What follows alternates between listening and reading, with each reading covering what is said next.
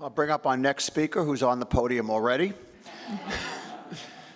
We have Dr. Vitale speaking again, this time about using collagenase after surgery. Thanks again, Gary. So in the US, many hand surgeons have collagenase in their armamentarium, and this was a study designed by the lead investigator Clayton Pimer, who's a hand surgeon at Brown, and I contributed to this study, as did Dr. Pess. But the goal, I'll just mention disclosures, many of the authors were consultants or on the advisory board for endopharmaceuticals. The goal of this study was basically to understand, is collagenase a safe option and effective option to treat recurrent Dupuytren's contracture after initial treatment with surgery? So the hypothesis was that treatment of contracture recurrence after surgical correction with collagenase would be effective and well tolerated. It was a phase 4 multicenter non-interventional retrospective study that analyzed the medical records collected from 10 clinical centers in the US. Patients were included if they were treated with collagenase for contracture recurrence 6 months or greater after an initially previously successful surgical correction performed between January 1st, 2010 and August 15th of 2020. The primary endpoints were joint contracture change from baseline at first and last clinical evaluation within 12 months of collagenase treatment of MP and PIP joints, and secondary endpoints included clinical success as measured by percentage of joints with reduction in contracture to 5 degrees or less, and also adverse effects. So in this study, there were 113 medical records screened, 101 patients were included, 96% had 1 or 2 surgeries prior to receiving collagenase, 92% had 1 or 2 joints treated with collagenase, and a total of 144 joints had recorded baseline and post-treatment contracture. You can see the demographics in the table. MP and PIP joint contracture remained decreased at the last evaluation. PIP joints showed a higher degree of recurrent contracture at baseline than MP joints. Overall, the mean contracture improved in any joint by 38 degrees from baseline, but PIP joints showed a greater degree of improvement than the MP joints. They also had lower clinical success, so that more MP joints achieved what would be defined as clinical success as 5 degrees or less than PIP joints. We found that collagenase was effective, but was it safe after surgery? So it was well tolerated in this patient group of 101 patients. There were no serious or severe adverse events. 36 patients reported 38 collagenase-related adverse events. Skin tears were a common adverse event.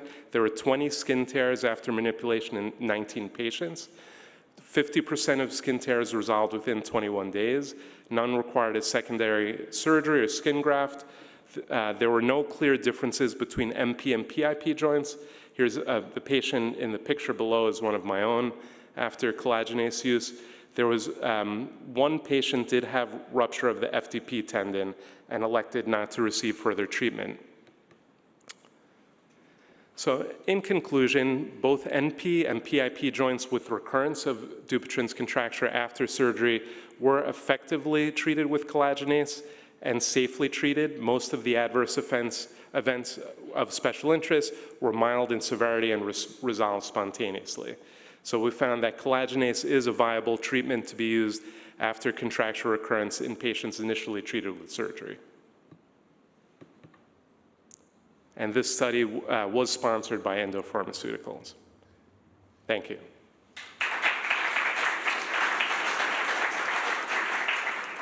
Thank you, Mark. I think it's kind of neat to see the cases that Esther presented where she did collagenase first and then did kind of mini surgeries, and these were cases that had surgery first and then had collagenase. There's a lot of different ways to get some success treating this disease, though we all stuck with the recurrences. Any questions? Yes, Anna? You said that some patients have skin tears and 50% of them improved or healed in 3 weeks. What about the other 50%? Was there a reason why they didn't heal them? If I heard the question, you said, why did the other 50% not heal within the first 21 days of skin tears? They all healed eventually, just some took longer to fully epithelialize.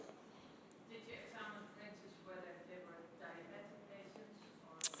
You know, we didn't do that sort of analysis, but I would think probably diabetes had an influence. The splinting regimen may have an influence, how much they're moving after surgery, but we didn't look into that. And keep in mind, again, that these were patients that had collagenase after having open fasciectomy. Some of them were quite significant surgeries, and that certainly could contribute to the slower. You know, generally, skin tears will heal within 10 to 14 to 21 days. In those particular cases, some didn't. Yes, Paul? Thank you, Mark, for this nice presentation. The question for me always is, what do you do next? Because most likely, all these patients will get recurrence again, I think. Or am I too pessimistic? What do you think? I think you're right, and I'm here to figure out what to do next, so maybe you could tell me. Well, the question for me always indeed is what to do next, and I don't have access to collagenase, so I sometimes use needle with the same success, I guess. But in general, I think that you shouldn't operate or manipulate or whatever too much in the same area. And I go for dermofasciectomy more easily now and skin grafting, which is obviously much more aggressive. Takes also at least 21 days to heal, potentially much longer. But I have the idea that that gives me more control over the disease, and we'll talk about that tomorrow. Yeah, I have a discussion with patients about their tolerance for a bigger procedure and a more permanent result versus a smaller procedure, and maybe they have to repeat something a year or two down the line. And you know, it's a difficult decision, but in my patient population, dermatofasciectomy is a tough sell. Do you ever recommend radiotherapy? I have a It's not to be laughed at. It's a very significant treatment. And people laugh at it. It's ridiculous. But not after 3 or 4 years. Why not? I think that Dr. Vitale has learned at this meeting the value of radiotherapy is, you know, discussed many times, and will consider it at some point. Wasn't part of the study. These studies were really to look at the interventions of needle aponeurotomy, collagenase, and surgery, but I'm very excited to learn more about the radiotherapy literature at tomorrow's sessions. Any other questions? Thank you, Mark. 2 great papers.